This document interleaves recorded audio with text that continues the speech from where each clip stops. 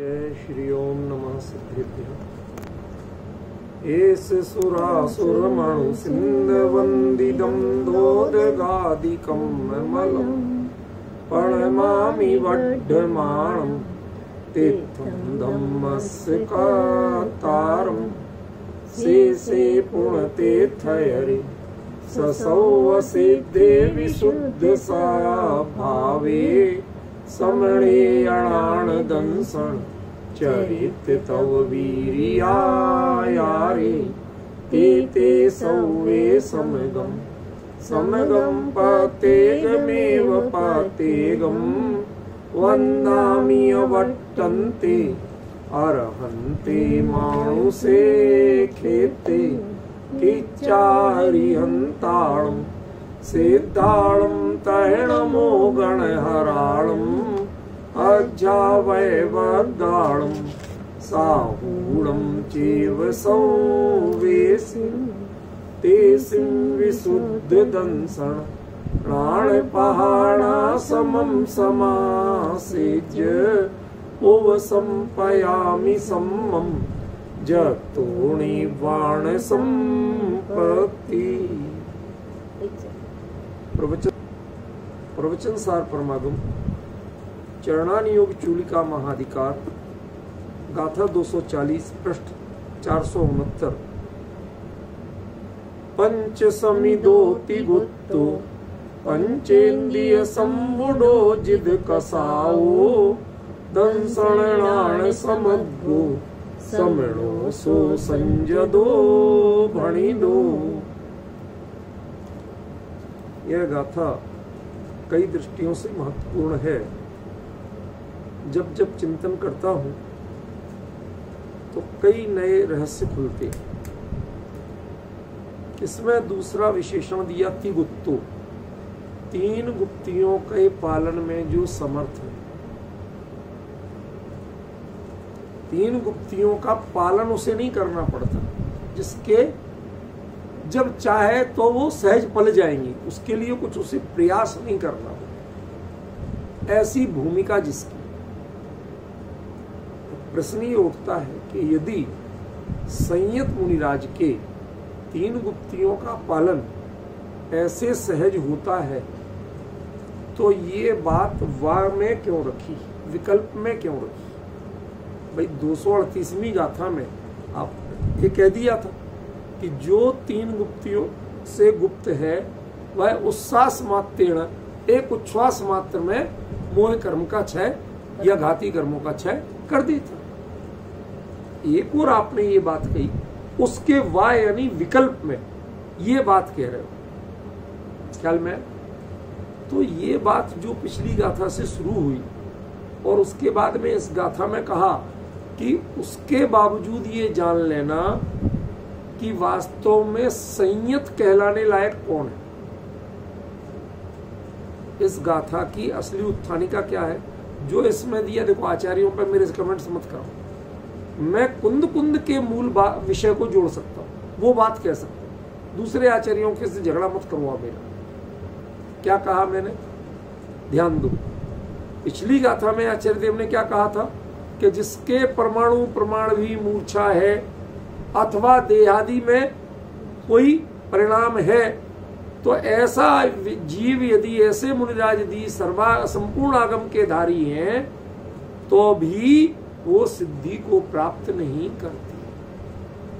ठीक है, तो प्रश्न ये था कि सिद्धि को प्राप्त करने का पुरुषार्थ फिर कर कौन सकता? प्रश्न समझ में आया कि सिद्धि प्राप्त करने का पुरुषार्थ कौन मुनिराज कर सकते?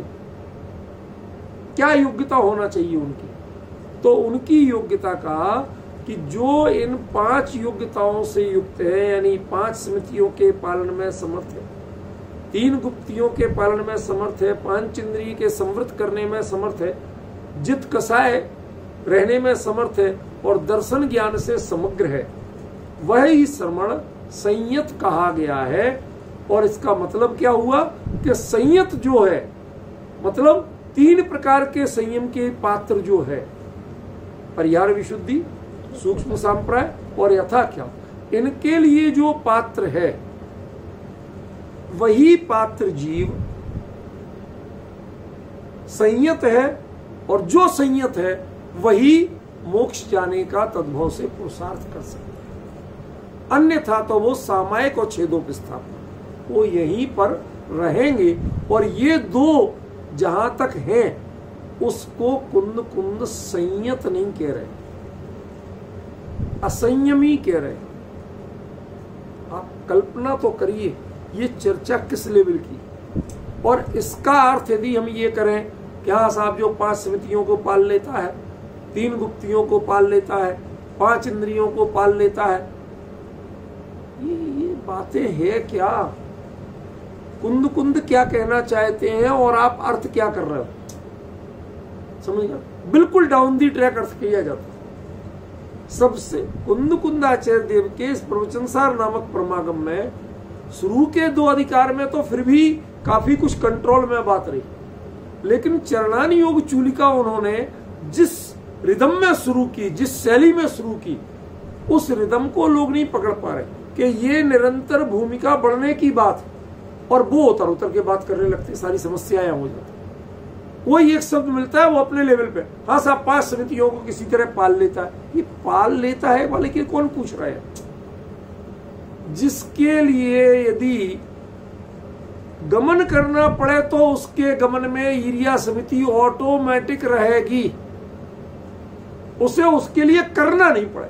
5 समितियों के संबंधी यदि कोई कार्य में प्रवृत्त हो तो वो 5 समितियों का आदर्श रूप उसकी चर्या में सहज ही रहेगा, उसे उसको फॉलो अप करने की जरूरत नहीं। समझ गया?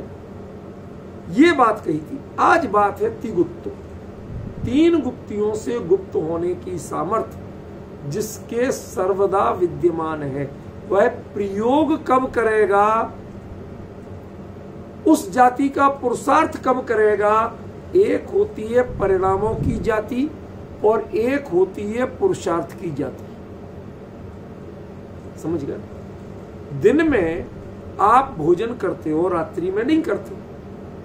दिन में आप भोजन करने के लिए स्वतंत्र पात्र हो के नहीं है, तो दिन भर करते हो? नहीं करते। आप 24 घंटे में कभी भी दौड़ने के पात्र हो के नहीं? तो टांगों में इतनी दम है कि हाँ दौड़ लगा सकते हैं छोटी मोटी, तो क्यों? तो कब कब दौड़ रहे हो? तो एक पात्रता होना, उतनी सक्षमता होना और उसकी तदनुरूप प्रवृत्ति होना, इन 2 चीजों में अंतर रहता है। लेकिन जिसके पैर ही नहीं हो या बैसाखी से चलता हो, वो कब पात्र है? वो कभी पात्र नहीं। बात समझ गए? जिसके लिए आगम की बैसाखी चाहिए, गुरु की बैसाखी चाहिए, आपको दिखा दे कि हाँ साहब हम तो 3 गुप्तियों से गुप्त आंख बंद करके बैठ गए, अब बताओ क्या गारंटी है? आपने 5 इंद्रियों से संवृत्त तो कर दोगे आप, लेकिन 3 गुप्तियों से गुप्त होना अलग चीज है और 5 इंद्रियों से संवृत्त होना अलग चीज है। 5 इंद्रियों का व्यापार नहीं दिखना मुकेश जी, ये अलग चीज है। 5 इंद्रियों का व्यापार नहीं होते हुए भी काय गुप्ती भी नहीं हो सकती आपकी। भाई व्यापार नहीं कर रहे, लेकिन अंदरंग में शरीर के कौन अंग कहां काम कर रहे हैं, पैर पर एक चींटा चल रहा है, आपको ज्ञान में है कि नहीं? आप आंख बंद करके बैठे, बिल्कुल बिल्कुल ऐसे। यदि उस समय उसका बोध है तो काय गुप्ती नहीं है आप। भाई हम जो पिक्चराइजेशन करते हैं, वीडियो बनाते हैं, वो देह की ही तो बनाते हैं, बोल नहीं रहे। लेकिन बोलने के लिए मन में कितनी आकुलता हो रही, कितनी इच्छा हो रही, ये किसको पता? ये किसको पता? ये तो वो जाने या केवल ही जाने। इसलिए 3 गुप्तियों से गुप्त होना, मन के विकल्प से जब चाहो तब मन का विकल्प समाप्त हो जाए। आज हम मन का विकल्प नहीं हो इसका विकल्प तो कर सकते हैं, लेकिन मन के विकल्प को छोड़ नहीं पाते। नहीं ऐसे ऐसे महापुरुष हैं कि वो गए किसी ज्योतिषी ज्ञानी पंडित जी या कोई महाराज के पास और कहे, महाराज मेरे को आज एक बड़ा भारी नियम दिलाओ, मेरे ऊपर कृपा करो। भाई क्या? मैं सारे अंधविश्वास छोड़ना चाहता हूं, कोई अच्छा सा मुहूर्त बताओ। जब अंधविश्वास ही छोड़ना है तो मुहूर्त का क्या करोगे? क्या मुहूर्त से तो अंधविश्वास छूटेंगे? मुहूर्त से तुम्हारा कल्याण होगा? हमारे तीर्थंकरों के जो कल्याणक हुए, कौन सा मुहूर्त देख देख के हुए? तुम्हारे ज्योतिष में तो मुहूर्त अलग ही टाइप के होते हैं। वहां तो कृष्ण पक्ष नहीं होना चाहिए, वहां अमावस्या तिथि नहीं होना चाहिए। हमारे आदिनाथ के 5 कल्याणक कृष्ण पक्ष के, कई तीर्थंकरों के मोक्ष कल्याणक अमावस्या के हैं, किसी के ज्ञान कल्याणक अमावस्या। क्या कर लोगे आप? तो ये जैसे अपने आप को ठगना है, धोखा देना है कि मैं अंधविश्वास छोड़ना है, अपना दिखावा है कि अंधविश्वास, लेकिन मांगते क्या हो? मुहूर्त मांगते। उसके जीवन में कभी अंधविश्वास छूट नहीं सकता। ऐसे ही उंगली नहीं हिलना चाहिए, तुम्हारी आंख नहीं खुलना चाहिए। कहीं चींटा चल रहा है तो तुम्हारी उंगली नहीं हिलना चाहिए, बिल्कुल भगाना नहीं है उसको, बिल्कुल पत्थर की तरह बैठे रहो। ये कह के यदि सामने वाला ऐसा कर भी ले तो क्या इसका नाम कायगुप्ती है? नहीं। क्या इसका एक शब्द नहीं बोला, किसी ने 100 गालियां दे दी, क्या इसका नाम वचनगुप्ती है? नहीं। और जो चुपचाप बैठने का नाम क्या मनोगुप्ती है? क्या क्या संकल्प विकल्प चल रहे हैं, समझ रहे ना? इसलिए ध्यान रखना, यहां तिगुत्तो शब्द का जो अर्थ है वो अर्थ एकदम अलग है। आप अभी काया से चलते चलते, ईरिया समिति में चलते चलते, क्या आप कायगुप्ती का पालन कर सकते हैं? कल्पना करिए, आज मैं बड़ा डिफरेंट टॉपिक लेके बैठा हूं, एक मुनिराज की भूमिका की बात कर रहा हूं। कायगुप्त माने ईरिया समिति से विहार कर रहे हैं, ईरिया समिति पल रही। अब प्रश्न ये है कि महाराज क्या इसी क्षण आपको कह दिया जाए कि कायगुप्ती का पालन कर लो तो कर सकते हो क्या? कर सकते, 100% कर सकते हैं। करना क्या है? करना क्या है? देह देह की जगह रहेगी और उपयोग स्वरूप में ले जाए। ये एकाध कदम चल भी जाए। भाई साहब, हम जिस क्षेत्र के हैं ना, बुंदेलखंड, वो आला उदल की जगह कहलाती है। 2 सूरवीर सेनापति थे, उनके आज भी लोक गीतों में वो आल्हा गाए जाते हैं, समझ गए ना? राजस्थान में जाओ तो वहां पर सारे विषय कसाय के गाए जाते हैं, सूरवीरता के नहीं गाए जाते। वहां पर ढोला मारू रा दुआ, वहां ढोला सुनाते हैं, हमारे यहाँ आला सुनाते हैं। ढोला सुनाना माने वो अपनी मारू माना उसकी जो अफेयर जिससे था उसके चक्कर में वो सुनाएंगे। भाई ढोला ने मारू को क्या कहा, मारू ने ढोला को, यही सुनाओगे तुम। तुम्हारे यहाँ का वो श्रृंगार तुम्हारे यहाँ का लक्ष्य, भले ही तुम राजस्थान सूरवीरों की नगरी कहलाती हो, सूरवीरों का प्रांत कहलाता हो, लेकिन तुम्हारे यहाँ के लोक गीतों में ढोला का गीत चलता है। हमारे यहाँ वही आल्हा चलता है। आल्हा माने वो, आल्हा और उदल 2 थे, उनके सिर कट गए और दोनों हाथों में तलवार चलाते हुए उन्होंने कम से कम 10 योद्धाओं को, शत्रुओं को मार दिया। सिर कटने के बाद अब बताइए, जब सिर ही कट चुका था तो ये चलाया किसने? जब तक वो आयु कर्म पूर्ण नहीं हुआ, हम तो सिर कटने के बाद कुछ मानते ही नहीं है, लेकिन वो उनके जो भाव थे शूरवीरता के, उन शूरवीरता के संकल्प ने, उस पुरुषार्थ के भाव ने उनके हाथों को सक्रिय रखा और धाड़ धाड़ दूसरों को। अब डिफरेंस ख्याल में आ रहा? क्या ये कोई जरूरी नहीं है देह की क्रिया क्या चल रही हो और अंतरंग परिणति क्या हो रही हो, ये दोनों एक दूसरे पर आश्रित नहीं है। मुनिराज चलते हैं, जब देखते हैं ईर्ष्या समिति का पालन, क्षण भर को उतने में कदम रोका। लोग रोकते हैं पैर का कांटा निकालने के लिए, कहीं चुभ गया होगा कुछ, और यहां रुकते हैं क्षण भर को। भैया सुस्ता लेना, सुस्ताना समझते हो रूपल बहन, सुस्ताना सब तो समझते हो, रिलैक्स होना। रिलैक्स काय में, देह में वो रिलैक्स नहीं होते। यदि देह में रिलैक्स हो तो काय गुप्ती जीवन में नहीं पले। उनको रिलैक्स मिलता है कि थोड़ी देर के लिए काय से उपयोग हटाओ और स्वरूप में ले जाओ। जब चाहे चलते हुए ले जा सकते हैं, क्षण भर को खड़े होके ले जा सकते हैं। उसके लिए उन्हें भूमिका की जरूरत नहीं है, तैयारी की जरूरत नहीं है। आज किसी को बोलने को कह दो, आप भाई साहब थोड़े पहले तो बताना था। हमारे यहाँ के एक स्वामी राम तीर्थ थे,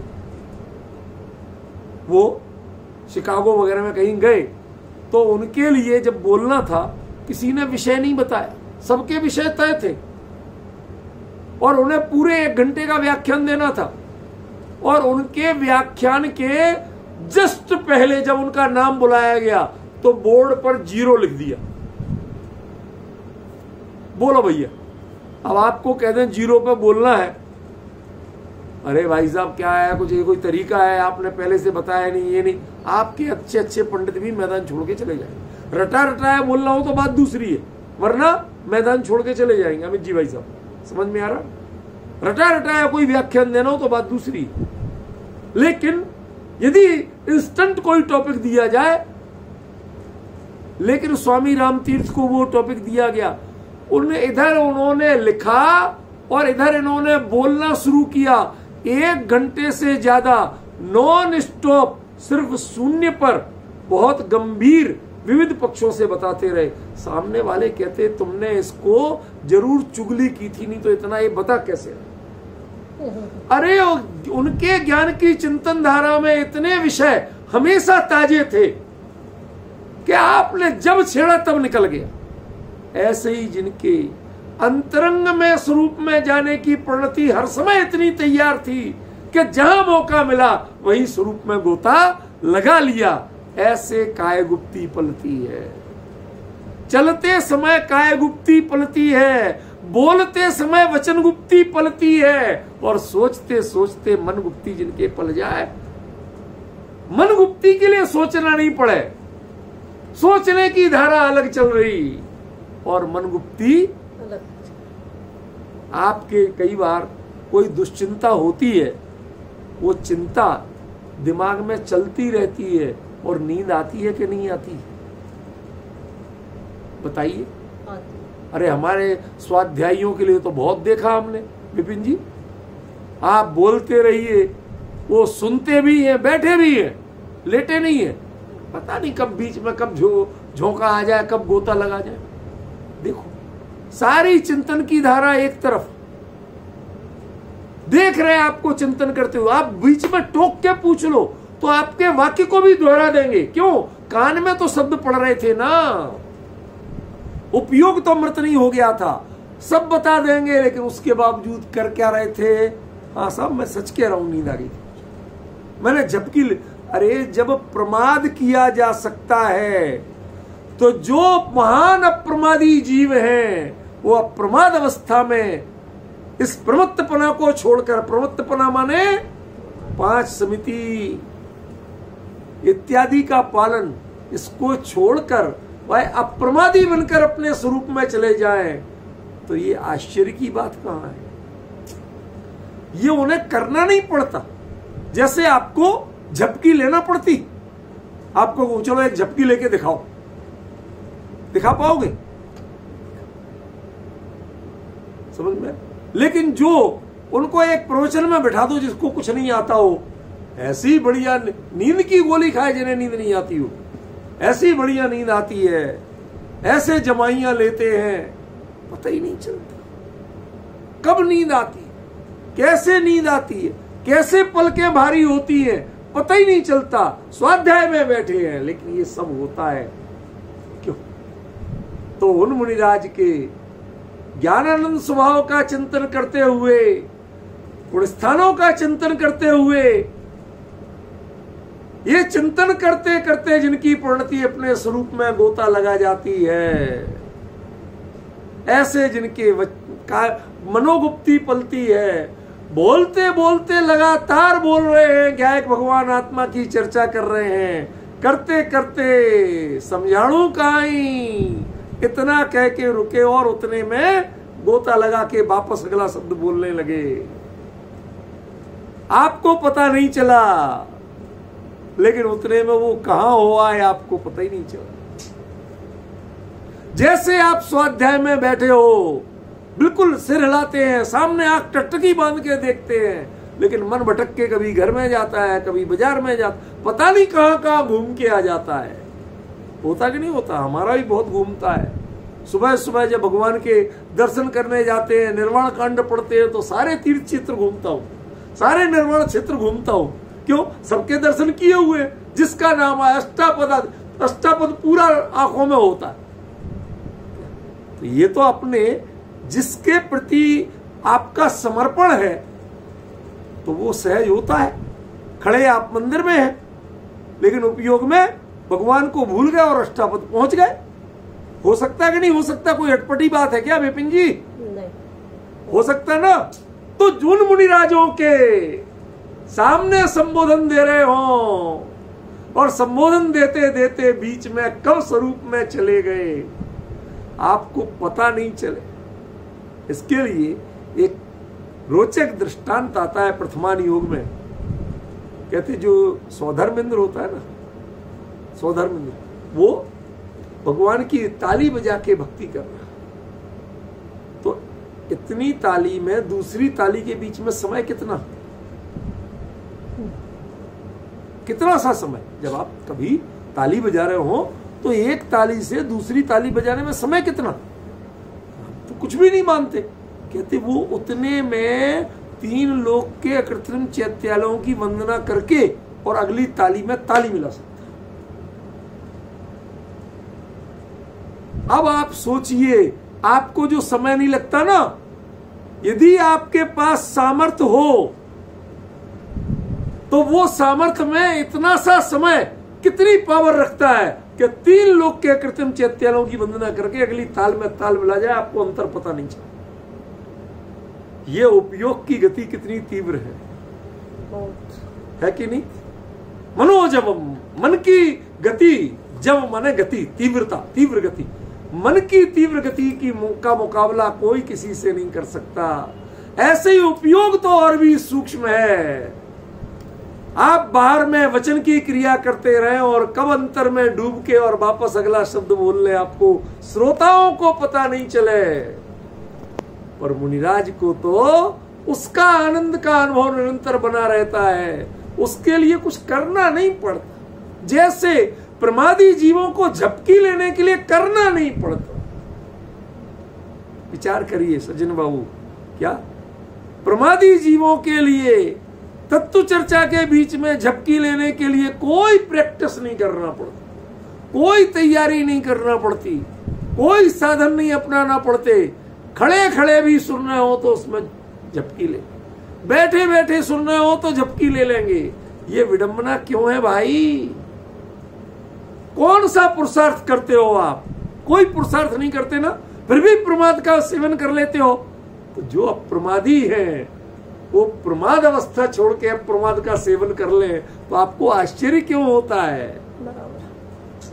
जब आप अप्रमाद की, आपके लिए तो सुन रहे शास्त्र यही अप्रमाद है, आप अप्रमाद की स्थिति छोड़ के प्रमाद का सेवन करने में कोई आपको अटपटा नहीं लगता। कोई अभ्यास नहीं चाहिए, कोई सावधानी नहीं चाहिए, कोई गोली नहीं खाना। प्रमाद की परिणति ऐसी है, जिसमें रुचि न हो उससे उपयोग हट ही जाता है। समझ गए क्या कह रहा हूं विपिन जी? जिसमें रुचि ना हो उससे उपयोग हट ही जाता है। मुनिराज की वास्तव में ये तत्व चर्चा करने में भी रुचि नहीं होती है। वाक्य ज्यों का त्यों बोलते हैं, गाथा शुद्ध की शुद्ध बोलते हैं, कहीं गड़बड़ी नहीं होती है, लेकिन बीच में कब स्वरूप में गोता लगा आते हैं, इसके लिए उन्हें प्रैक्टिस नहीं करना। जैसे प्रमादी प्रमाद का सेवन कर लेता है, उसके लिए कोई तैयारी नहीं चाहिए, कोई साधन नहीं चाहिए। ऐसे ही जिन्हें अपने गायक का अनुभव करने के लिए काय से, मन से, वचन से एकदम विरक्त होकर अपने स्वरूप में डूबने के लिए कोई अभ्यास करने की जरूरत नहीं है, सहज ही हो जाता है। उसका नाम है तिगुत्तो। जिसके लिए कोशिश करना पड़ती है, प्रयास करना पड़ता है, वो त्रिगुप्त नहीं है। जरा विचार करिए विषय। आचार्य देव कुंद कुंद भगवान विदेश क्षेत्र में साक्षात सिमंदर परमात्मा के समोषण में कौन कौन से श्रेणी आरोहण करने वाले, कौन कौन से केवली बनने वाले, सारे परिणामों को, सारी क्रियाओं को साक्षात देखते रहे। कैसा लगा होगा, जरा परिणामों को सोचो तो सही। अरे इन्होंने श्रेणी, इनके सारी चीजें समझ रहे, जानते हुए लगता हो क्या परिणामों की परिणति है। तब उन्हें लगता लिखा कि सो संयमो बढ़ी दो वह संयत है। कौन कि जो जिसके 3 गुप्तियां कब हो जाए पता ही नहीं चलता। मनोगुप्ती सारा चिंतन चल रहा हो और चिंतन करते करते कब स्वरूप में गए और कब अगला चिंतन की धारा कंटिन्यू कर दी, पता ही नहीं चला। अभ्यास ही ऐसा है। घंटे भर तत्व चर्चा में गुरुदेव के व्याख्यान में बैठते हैं। मैंने एक चीज बहुत देखी, नाराज मत होना मोक्षू भाई, जो गुरुदेव का टेप प्रवचन चलता है सबसे ज्यादा जोड़ा आवे से गुरुदेव बोलते थे। केम जोड़ा, नाम नहीं बोल रहा हूं जानबूझ के जोड़ा आवे से तुझे नींद आ रही है, तू घर बार सब छोड़ के ये तत्व चर्चा सुनने सोनगढ़ आया, या किन स्थितियों में? अरे साहब बहुत स्थिति। आजकल तो लोगों को 5 स्टार अरेंजमेंट चाहिए। हमें रुचिवंत तो वो समझ में आए, अपना बिस्तर ले जाओ, वहां मिलता नहीं था, अपना ले जाओ, वहां चटाई मिल जाए तो बड़ी बात। और कैसे जमीन पर सिंपल पत्थरों पर अपने कमरे जो साधारण बने थे उनमें अपना बिछाओ, और जब जितना मौका मिले उतनी नींद ले लो। बाकी तो बैठते थे स्वाध्याय में, लगातार क्लास में बैठते थे। खेमजी भाई की, रामजी भाई की, गन्नालाल जी और कई विद्वान लेते थे, क्लासों में बैठते थे। समझ गए ना? पूरे दिन लगे रहते थे सब लोग। क्यों? घर छोड़ के आए तो क्यों आए? इस तत्व की बात सुनने को आए। और उसमें गुरुदेव के प्रवचन में बैठ के जो लोग झपकी लेते थे तो गुरुदेव कहते थे केम सू भाई जोड़ा आवे छे। यहां इस अप्रमाद की चर्चा में बैठ के तुम प्रमाद दे, पता ही नहीं चलता कब हो जाता है। हमारी कमी है। जब कमजोरी ऐसा करा सकती है कि जो आप नहीं करना चाहते वो हो जाता है, तो जो पुरुषार्थी जीव है, अप्रमादी जीव है, वो अपने स्वरूप में गोता लगाए आए। काय की क्रिया करते करते काय पर से उपयोग हटा के स्वरूप में गए, काय गुप्ती का पालन हुआ। चर्चा तत्व की करते करते शब्द का क्रम नहीं टूटा और उस बीच में अपने स्वरूप में सहज ही गोता लगाए आए, वो वचन गुप्ती का पालन हुआ। उनके लिए ये चीजें सहज है, उन्हें कोशिश नहीं करना पड़ती। कोशिश नहीं करना सबसे बड़ी बात है। आप लोग बैठे हो इतनी देर से, सांस ले रहे कि नहीं? गिना कितनी बार ली सांस? लेकिन ले रहे ना, ठीक ठाक हो, ऑक्सीजन की कमी तो नहीं हो गई? आपको याद ही नहीं है कि आप सांस ले रहे, फिर भी ले रहे पक्का? क्यों विपिन जी, कोई गड़बड़ी तो नहीं है? एक बार उपयोग नहीं जा रहा कि मैं सांस ले रहा हूं, पर सांस चल रही है। जैसे संसार की क्रियाएं चल सकती हैं, ऐसे ज्ञानियों की परिणति स्वरूप में नहीं चल सकती क्या? ख्याल में जिन्हें स्वरूप में समाने की ऐसी आदत हो जैसे आपको सांस लेने की आदत, याद नहीं करना पड़े पर सांस चलती है। ऐसे ही जिनको अपने स्वरूप में उपयोग, परिणति स्वरूप में विश्रांत हो जाती है, जहां मौका मिला वहां विश्रांत हो जाती है। समझ में आया? काय की क्रिया में मौका मिला और स्वरूप में विश्रांत हो गई तो काय गुप्ती कहलाई। वचन की क्रिया में मौका मिला और विश्रांत होगी तो वचन गुप्ती कहलाई। और मन की चिंतन में मौका मिला और स्वरूप में विश्रांत हो गई तो मनोगुप्ती कहलाई। ये तीन गुप्तियां वैसे जिनके पलते हैं, सोचना नहीं पड़ती, जैसे हम सांस लेते, सोचना नहीं पड़ता कि हम सांस लेते, लेकिन चलती है कि नहीं चलती। ये हृदय कभी धड़कना भूला?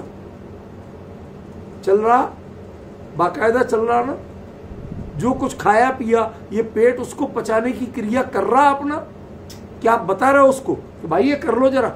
जैसे बाई को, काम वाली बाई को बोलते इधर ढंग से पोंछा लगाओ, यहां डस्टिंग सही करो, ऐसे इसको बोलना पड़ता? ये सारी परिणतियां अपने चलती है। ऐसे ही ज्ञानी की परिणति अपने स्वरूप में सहज बरतती है, उसका नाम तिगुत्तो है। जहां तक प्रयास करना पड़े, उपयोग को खींच के ले जाना पड़े, वो तिगुत्तो नहीं है।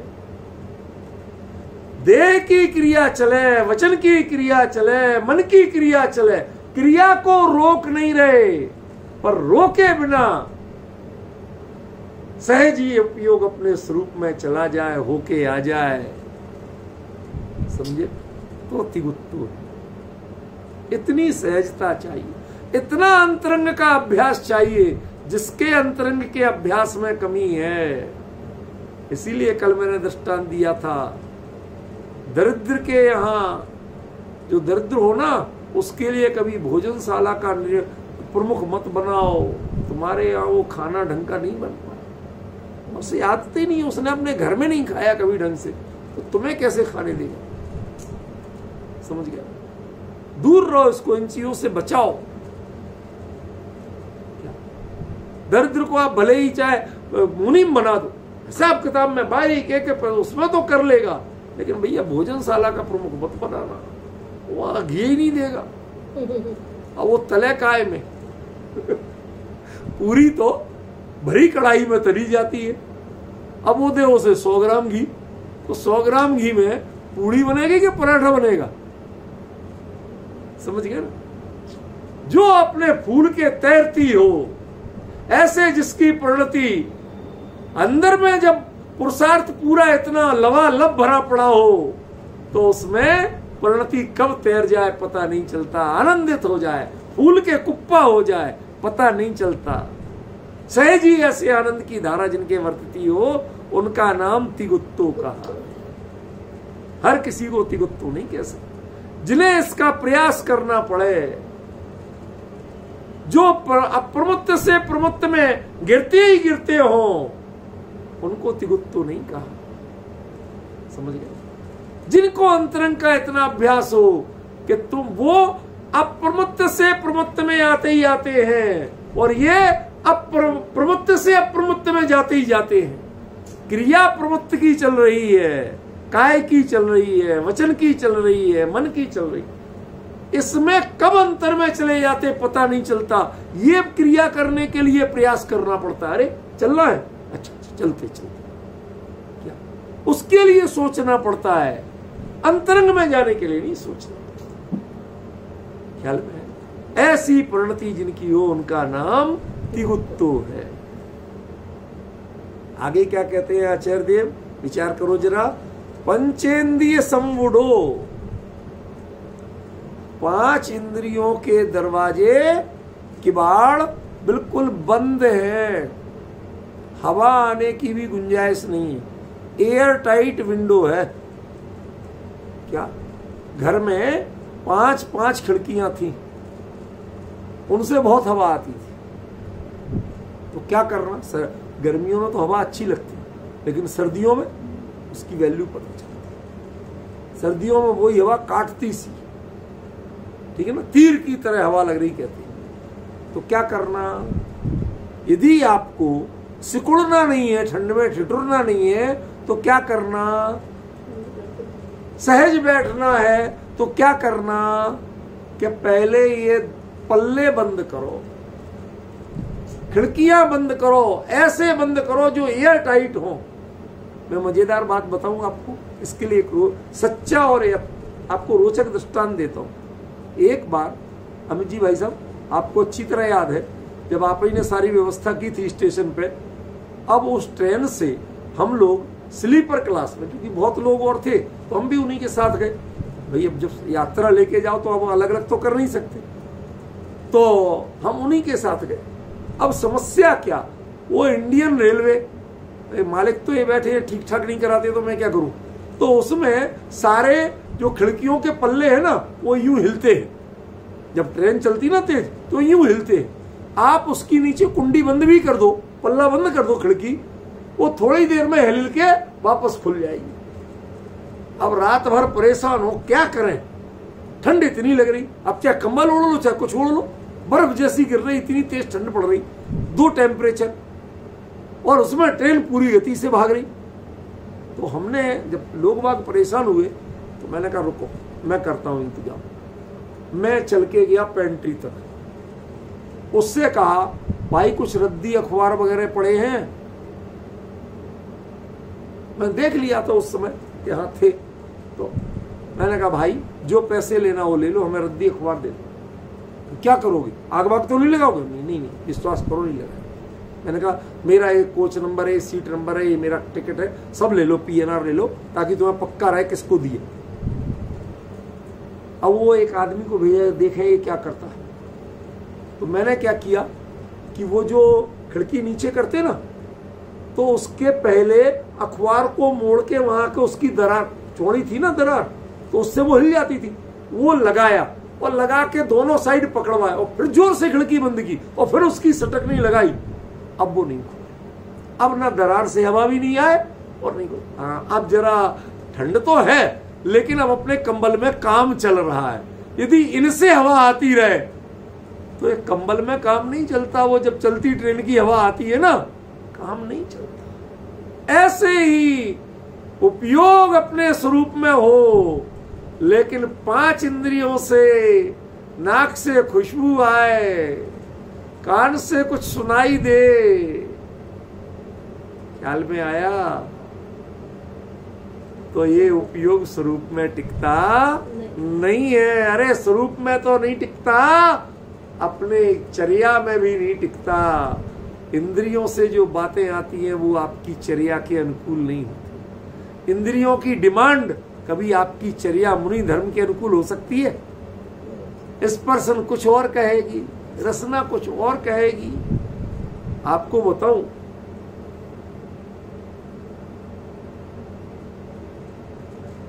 हमारे लिए जयपुर में कर्णानी योग पढ़ाने बड़े बड़े विद्वान आए, फूलचंद जी सिद्धांत शास्त्री जैसे विद्वान आए। तो उसमें गोमटसार जीव कांड में एक प्रकरण पढ़ाया था उन्होंने, वो आज तक याद है, आज तक बिल्कुल ऐसे। उसमें संदृष्टियां बनाना कहते हैं, मैथमेटिकल कुछ वो होते, चार्ट बनाना। तो उसमें वो सिखाते थे कि प्रमाद के बहुत सारे भेद हैं, कैसे बन रहे। तो जैसे एक एक इंद्रिय पर लगाते थे, स्पर्शनेन्द्रिय वशंगतः, माने जिसका उपयोग में स्पर्शनेन्द्रिय की हवा आ रही है उसको क्या कहा?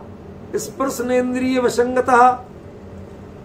निद्रालु स्नेहवान, सोना भी था रात को लेकिन सरसराती हवा आ रही थी तो सिकुड़ गए, यूं कंबल में लिपट गए, ठीक है ना।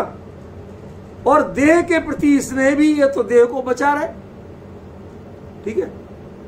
तो उन्होंने क्या कह दिया? स्पर्शनेन्द्रिय वसंगता निद्रालु स्नेहवान, एक भेद हो। ऐसे उन्होंने हजारों भेद बताए प्रमाद के। असल भेद 15 होते लेकिन उसमें हजारों भेद बताए गोमटसार जीव कांड में। कैसे बताए भाई? तुम कभी इंद्रियों पे लिया, कभी कषाय पे लिया, ठीक है ना, कभी विकता पे लिया, विकहा तहा कसाया इंद्रिय निद्रा तहेव पढ़ो, ये सब प्रमाद के भेद है ना। तो एक एक चीज को लेते थे। स्त्री कथा वसंगतः, राज कथा वसंगतः, निद्रालु इसमें कैसे कैसे इतने असंख्यात लोग प्रमाण भेद बता दिए प्रमाद के। कैसे तुम कहां लगे हो, तुम्हें हवा कहां की आ रही है, तुम्हारी परिणति वैसी बदल रही है।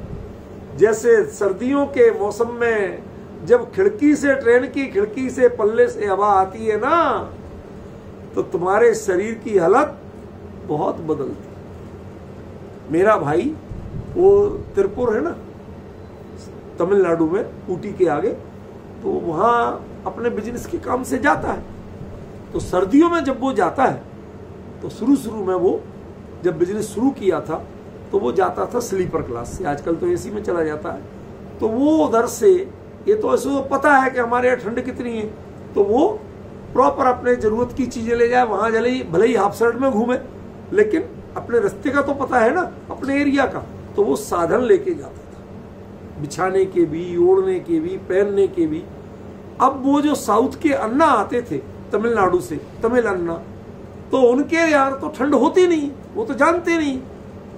तो वो आराम से हाफ कमीज, नीचे लुंगी, बिछाने के लिए भी कुछ खास मस्त है हमारे यहाँ तो। अब वो लेके वहां से अपने हिसाब से चल देता था।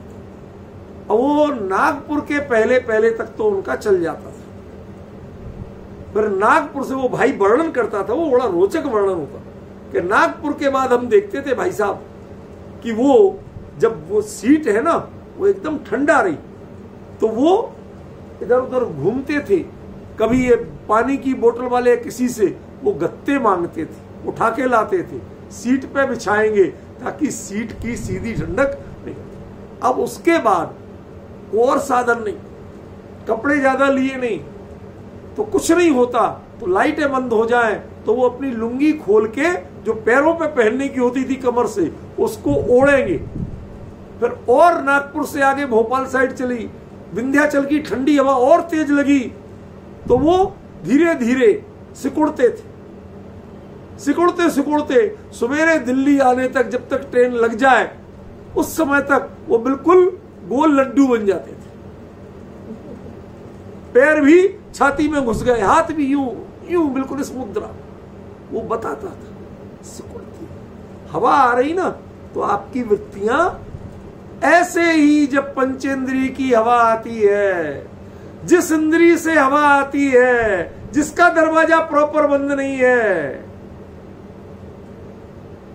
तो आपकी परिणति ऐसे ही सिकुड़ती है, संकुचित होती है। हमारे श्वेतांबराचार्य जयवल्लभ सूरी लिखते हैं, बहुत सुंदर एक जरा सी गाथा में गजब का वर्णन करते हैं। संकुएई संकुयन्ते वियसई वियस्यन्तमी सूरम्मी सिसरे रोर कुटुंबो पंकय लीलम सबु वहाई। हमें तो प्राकृत में मजा आ जाता, आपको तो बताना पड़ेगा तब मजा आएगा।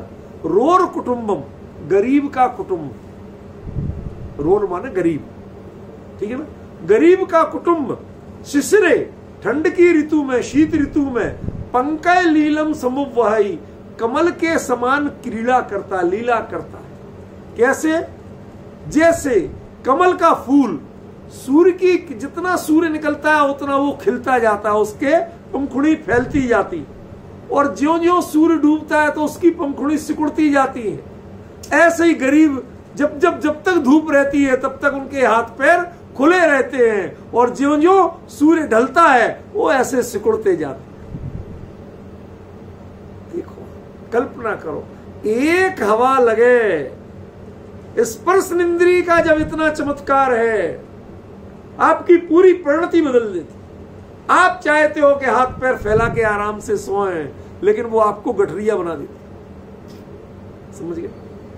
देखो क्या कह रहे हैं, पंचेंद्रिय संवुड़ो, पांचों इंद्रियों के दरवाजे जिनके पूरी तरह बंद हैं, कहीं की हवा उजने लगती नहीं है। समझ रहे? आपको तो ये भी पता नहीं होगा कि किस ऋतु में हवा कहाँ की होती है, पता है कुछ? हमारे देश में तो पक्का है। दक्षिण की हवा आए तो बसंत ऋतु होती है, उत्तर की हवा आए तो शीत ऋतु होती है, पूरब की हवा आए तो बारिश होती है, और पश्चिम की हवा आए तो लू चलती है। क्यों अमित जी, जानते हो कि नहीं? पछुआ पश्चिम की हवा, पूर्वैया पूरब की हवा, पवन चले पूर्वैया, ये खूब सुने होंगे ना। देखो हवा कहां की आती है, वहां का प्रभाव लेके आती है। ऐसे ही किस इंद्रिय से हवा आ रही है, कौन सा दरवाजा खुला रहा, किसकी सांध खुली है, वो आपके व्यक्तित्व पर वैसा प्रभाव डालती है। इसलिए वो मुनिराज पांचों इंद्रियों के दरवाजे बंद रखते। कहते आपके सामने जंगल में बैठे जो जीव हैं, जंगल के जीव, वो पंचेंद्रिय के विषयों का सेवन कर रहे हैं। कोई हिंसा कर रहे हैं, कोई कुछ कर रहे हैं। क्यों? डाकू आए, चोरी का माल लाए, डकैती का उसका बंटवारा कर रहे हैं, नहीं है तो लड़ मरे वही की। सब कुछ हो रहा है। शेर ने हिरण के ऊपर हमला कर दिया, क्या हो रहा है सोचो। ऐसा होते हुए भी, दिखते हुए भी उन्हें कुछ दिखता नहीं है। क्यों? पंचेंद्रिय संबुडो, पांचों इंद्र जहां से दिखना चाहिए ना, दिखता कैसे है? चक्षु इंद्रिय से, और चक्षु इंद्रिय का दरवाजा उनका बंद ही रहता है, खुलता ही नहीं। कहते आंख तो खुली, कहते आंख खुली है, लेकिन जो चक्षु संबंधी उपयोग है वो बंद, वो वहां ध्यान ही नहीं। समझ गए? इसलिए क्या हो रहा है उससे, जिनके परिणाम कभी प्रभावित नहीं होते। नहीं तो बेचारे मुनिराज जंगल में तो बड़े दुखी हो जाए। क्यों? यहां आपके टीवी के चैनल पे कोई हिंसा का सीन आए तो रिमोट तो है बदलने का। क्यों अमित जी भाई साहब, है ना घर में टीवी का रिमोट, बदल लेते हो। मुनिराज क्या करेंगे? कोई शेर किसी हिरण को खा रहा हो तो कैसे बदलेंगे बताओ जरा। मेरी बात समझ में आ रही कि नहीं आ रही? क्या करना पड़ेगा? उपयोग का रिमोट अपने हाथ में होना चाहिए। जहां जहां जिन चैनलों से पंचेंद्रिय की हवा आती है, पश्चिम के चैनल, एक चैनल से लू आती है, एक चैनल से बारिश की बहार आती है, एक से दक्षिण पवन आता है, एक से बर्फीली हवाएं आती। कहते हैं हमने सबको बंद कर रखा है, हमारे यहाँ की कोई हवा नहीं आती, कोई फर्क नहीं पड़ता। हम तो अपने घर का टेम्परेचर 24 करके सारी खिड़कियां बंद रखते हैं, हमें पता ही नहीं चलता कि बाहर मौसम कैसा है। मुकेश जी भाई साहब, वहां मुकेश जी घर में फुल टाइम एसी चला के और पूरी खिड़कियां बंद रखते हैं। इनसे पूछो दोपहर में कितनी गर्मी पड़ी थी, वैसे ही उत्तर देते हैं कि जैसे एक बाबा जी से पूछा कि बाबा जी रात को बहुत तेज ठंड थी, मेरे तो दांत किटकिटाए थे, आपके किटकिटाए थे? बेटा किटकिटाए होंगे, डब्बे में रखे थे, वो जाने दांत जाने, मुझे क्या पता, तो मेरे मुंह में दांत ही नहीं थे तो किटकिटाएंगे क्या। ऐसे ही जिनका उपयोग में शरीर 5 इंद्रियों का विकल्प ही नहीं था। अब बताइए ठंड किसको लगे? अरे शीत ऋतु शिखर के ऊपर मुनि मगन रहे ध्यानन में। कहते आपको दिखता है, वो तो अपने स्वरूप में मगन रहते हैं, उनके तो स्पर्श इंद्रिय की खिड़की ही बंद है। ठंड लगेगी किसको?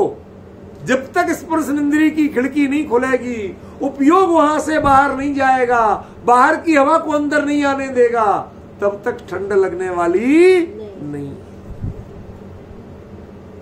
आप सुन के आश्चर्य करेंगे, सिकंदर जब भारत को पे आक्रमण करने आ रहा था तो अफगानिस्तान के उधर पे पार कर रहा था, उन पर्वत श्रृंखलाओं को हिमालय की पार करते समय वो लिखता है, उसके जो गुरु अरस्तु है वो अपने बुक में लिखते हैं, अनेकों नग्न साधुओं को हमने देखा जो गले तक बर्फ में ढके हुए अपने शांत, बिल्कुल निश्चिंत, एक शीत का असर नहीं, और तपस्या कर रहे हैं, और जब होता उठ के खड़े हो जाते, चल जाते। ऐसे दिगंबर साधुओं को हमने देखा। वहां से अरस्तु ने कहा था कि, आवाज नहीं आ रही क्या? वहां से अरस्तु ने कहा था कि सिकंदर, तुम कुछ ले जाओ या नहीं ले जाओ, हिंदुस्तान से ऐसे साधु जरूर ले जाओ। मैं क्या कर सकता हूं? सुनिए क्या कह रहे हैं। अरस्तु ने कहा था कि हिंदुस्तान से सिकंदर तू क्या लाएगा, ये तेरी मर्जी, लेकिन मेरी बात मान, तो एक ऐसा साधु ले आ। रूपल बहन, एक कल्याण मुनि थे, कल्याण मुनि, उनसे विनती की सिकंदर ने, आप हमारे एथेंस चलिए, यूनान चलिए, वहां सिखाइए कि आत्मा देह का गुलाम नहीं है, इंद्रियों का गुलाम नहीं है, ये इंद्रियों के दरवाजे बंद करके स्वरूप का ध्यान कैसे होता है, आप सिखाइए। आज भी एथेंस नगर में उनकी समाधि बनी हुई है सेंट कोलानस के नाम से। इसी दिगंबर मुद्रा में इली आल्प्स जैसे पहाड़ को पार करके वहां तक गए थे। कोई वस्त्र, कोई साधन का उपयोग नहीं किया। क्यों? पंचेंद्रिय संवुड़ो, स्पर्शेंद्रिय का गेट ही नहीं खुला, पल्ला ही नहीं खुला, खिड़की ही नहीं खुली, तो स्पर्शेंद्रिय के विषय का ज्ञान होगा कैसे? आत्मा में तो ठंड लगती नहीं, ठंड का बोध कैसे होता है कि हम स्पर्शेंद्रिय से जुड़ते हैं तो ठंड का बोध होगा। जब तक स्पर्शेंद्रिय से नहीं जुड़ोगे शीत का बोध नहीं होगा, रसनेन्द्रिय से नहीं जुड़ोगे स्वाद का बोध नहीं होगा, घ्राणेन्द्रिय से नहीं जुड़ोगे तो बदबू खुशबू का बोध नहीं होगा, कर्णेन्द्रिय से नहीं जुड़ोगे तो शब्द का बोध नहीं होगा। जिनके पांचों इंद्रियों के द्वार बंद हैं, संवृत हैं, बिल्कुल ढके हुए, उनके लिए इनके विषयों का ज्ञान होगा तो होगा कैसे? इतनी परिणति, आंख खुली है पर उपयोग आंख को के विषय को जानता नहीं। कान खुले हैं पर कान शब्द को, दूसरे के शब्द को जानता नहीं। उनके अंदर में जो गूंज रहा है, जो अंदर में गायक की धुनी चल रही है, बस वही जानते हैं, दूसरा शब्द नहीं जानते। ख्याल में ये पंचेंद्रिय संवड़ो, ये संवृत शब्द में कितनी गहराई है। मैं जितनी बार पढ़ता हूं उतनी बार मुझे लगता है कि अरे आचार्य ने क्या लिख दिया। 5 इंद्रियों से विरक्त नहीं है, विरक्त जो होगा उसे अनुरक्ति का भाव आए बिना नहीं रहेगा। अनुरक्ति का पता तो रहेगा, नहीं आया ऐसा। एक महाराज जी मिले, दिगंबर मुनिराज आज के मिले। देखो ग्रस्त अवस्था में ये फैक्ट्री ये हमारी थी, मैंने निकाल दिया, छोड़ दिया, नहीं त्याग दिया। हमने कि महाराज फैक्ट्री तो अपनी जगह पे है, सड़क पे तो आप हो। फैक्ट्री तो अपनी जगह पे है, निकला कौन? क्यों विकल्प आ रहा है, क्या छोड़ा, इसका त्याग कहां हुआ?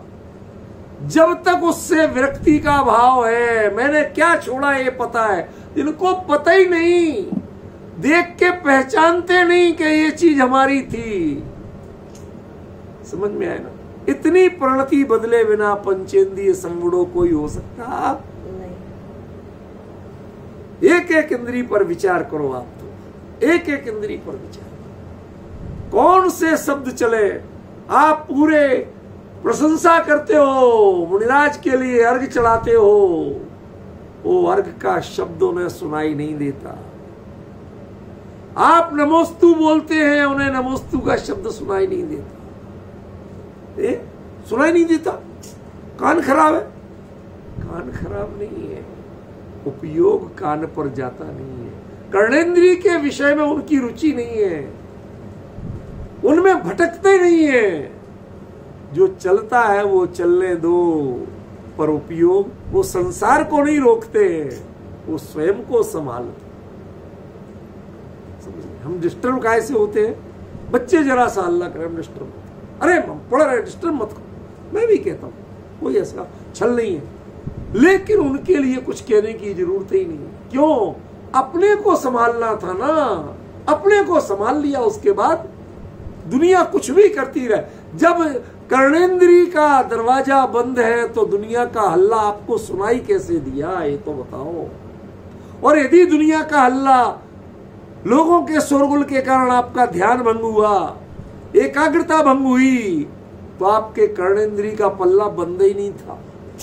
खतरा तो है महाराज, आप बच्चों को चुप होने को कहते हो, समाज के लोगों को चुप होने को कहते हो, गली में निकलने वाले होकर को चुप होने को कहते हो।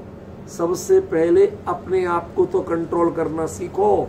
आपने जो कर्णेंद्री का पल्ला खोल रखा है तो आपके लिए सारी आवाजें सुनाई दे रही, वरना कोई कुछ भी बोले, अर्घावतार नसी प्रहार में। समता माने दोनों को एक जैसा व्यवहार करना नहीं, दो कोई स्थिति बनी रहे वो अपने स्वरूप में ही रमते हैं, वो पर में ध्यान ही नहीं देते हैं, उसका नाम समता धर्म। ख्याल में आए? अभी मुझे इसमें 2-3 इंद्रियों के बारे में खास बोलना है, वो चर्चा आज समय हो गया, मैं कल करूंगा। थोड़ा सा बता दूं, खास तौर पे जो अपनी रसनेंद्रिय है,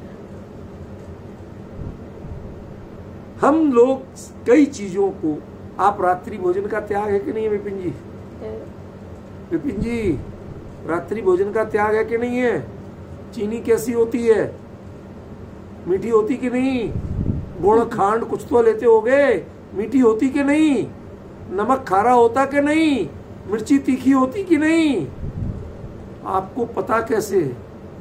जब रात्रि में भोजन संबंधी, रस ग्रहण संबंधी विकल्प का आपका त्याग है, तो आपको पता कैसे है? बताने वाला कौन है आपको? अब मैं बताने आपको क्या कहना चाहता हूं, कल जो चर्चा चलेगी उसमें डिफरेंस क्या आएगा उसकी झलक दिखा रहा हूं। रात्रि में उसका विकल्प नहीं आ सकता, उसकी पहचान छूट जाए। इंद्रियों को नहीं हटाना है, इंद्रियों के विषयों की पहचान वो जिनके चित्त से ही छूट गई। क्यों? भाई साहब आपको दिख रहा है फुल्ली पूरा। वो अमित जी भाई साहब ने एक बार क्या किया, हम लोग बच्चों के साथ शिमला गए तो इन्होंने एक ऐसा गेस्ट हाउस दिलवाया, उसमें पलंग के ठीक सामने पूरी खिड़की, दीवार जितना शीशा लगा, और वहां बर्फ पड़ रही। अब बर्फ पड़ रही और ठंड नहीं लग रही। काय से नहीं लग रही? अरे तुम बर्फीली हवा जब घुस पाएगी तब तो ठंड लगेगी ना। वो शीशे से बर्फ दिख तो रही है, लेकिन बर्फीली हवा घुस नहीं रही। क्या गजब है भाई साहब। ज्ञान का विषय बनना और ज्ञान के विषय में उपयोग में वो चीज चढ़ना, इन दोनों में बहुत बड़ा अंतर है। लालचंद जी भाई की भाषा में तफावत है, दोनों का अंतर जिसने नहीं जाना। ज्ञान का विषय बनना एक चीज है और उपयोग उसमें जाना दूसरी चीज है। दिखता है, बर्फ पूरी दिख रही है, लेकिन ठंड नहीं लग रही है। क्या गजब। ऐसे ही मुनिराज को कभी आंख खोल के देखे, वो दिख तो सब रहा, लेकिन इस चक्षु इंद्रिय संबंधी विषयों का जो बोध है, वो बोध, उसका जो प्रभाव पड़ता है उपयोग पर, उस प्रभाव की खिड़की बंद की है, ज्ञान की खिड़की बंद नहीं की। ख्याल में ये पंचेंद्रिय संवड़ों में असल में ज्ञान बंद नहीं होता है। बंद क्या होता है? उसकी जो प्रतिक्रिया होती है आपके परिणामों पर, छद्मस्त जीव के परिणामों पर, रागी जीव के परिणामों पर, भोगी जीव के परिणामों पर, वो प्रतिक्रिया जिन्होंने अनंत काल तक के लिए बंद कर दी है, कभी विकल्प नहीं लेते, उसका नाम है पंचेंद्रिय संवड़ो। एक एक इंद्रिय पर कल जरा इस दृष्टि से चर्चा करूंगा। थोड़ा आनंद लीजिए, मौका मिला है तो सोचिए कि हमें ऐसी स्थिति मिली तो हम कैसे होंगे? याद करिए, मैं अपने मित्र पद्माकर मंजोले को याद करता हूं। उनको शुरू में भावनात्मक रूप से बहुत लगा कि मैं साधु बन जाऊं, भावुकता थी, पर मुनिराजों की भक्ति बहुत थी।